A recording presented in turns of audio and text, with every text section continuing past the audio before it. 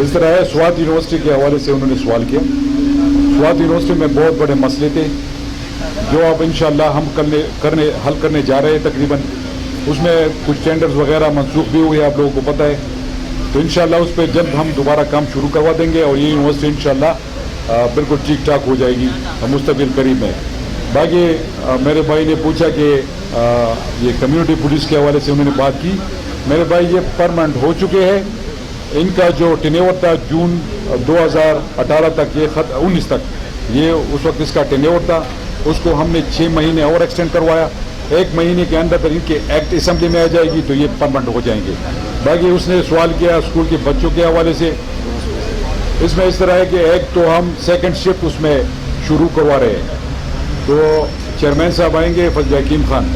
बाकायदा तौर पर पीर के दिन मैंने इसके लिए मीटिंग रखवा दी है और बाकी कॉलेजेस भी इंशाअल्लाह, जिस तरह मुराद ने आप लोगों से कहा कि हर तहसील पे एक नया कॉलेज बनेगा तो उससे भी काफ़ी वो हमारे मसाइल ख़त्म हो जाएंगे।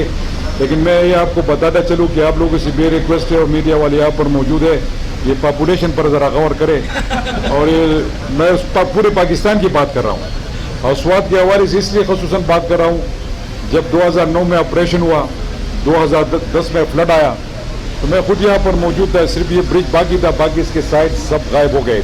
तो ये इसमें ये था कि मैं उस वक्त इतनी आबादी नहीं थी, लेकिन पता नहीं 2010 के बाद जितनी हमारी रेटेड आबादी हो गई है, तो आप लोगों से रिक्वेस्ट है सारे मीडिया वाले तक एक कैंपेन चलाए एक गुडविल में, ताकि कम से कम हम आबादी को कंट्रोल कर सके, क्योंकि ये बहुत बड़ा ये इस वक्त ज़रूरी है कि हम इसको कंट्रोल कर लें। तो ये एक रिक्वेस्ट थी जी।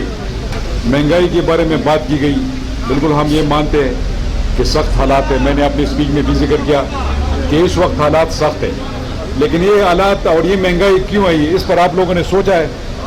ये उन लोगों की वजह से आई है जो 30,000 अरब कर्जा हम पर छोड़ के गए, जिन्होंने इस मुल्क का बेड़ा गर्क कर दिया है, जो बिगाड़ दिया है।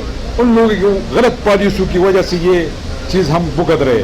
लेकिन इंशाअल्लाह आने वाले वक्त अच्छा होगा, ये हालात इस तरह नहीं रहेंगे। हम मेहनत करें, कोशिश करें। आप देख रहे हैं कि प्राइम मिनिस्टर साहब कभी किधर जाते हैं, कभी किधर जाते हैं, आप लोगों के लिए जाते हैं। तो इंशाअल्लाह एक वक्त आएगा कि ये इकोनॉमी स्टेबल हो जाएगी और हम इंशाअल्लाह अच्छे हालात जरूर आएंगे। हुकूमत ने इमरान खान के पहले हफ्ते में जब हमने मसला उनके सामने रखा कि फाटा और पाटा दोनों ने काफी कुर्बानियां दी है, इनके ऊपर एक्सटेंशन हो रही है, आईनी तरमीम आई है, इनको इससे इस्तिस्ना दिया जाए। इस्तिस्ना दिया गया, टैक्स से एग्जेम्प्ट किया गया।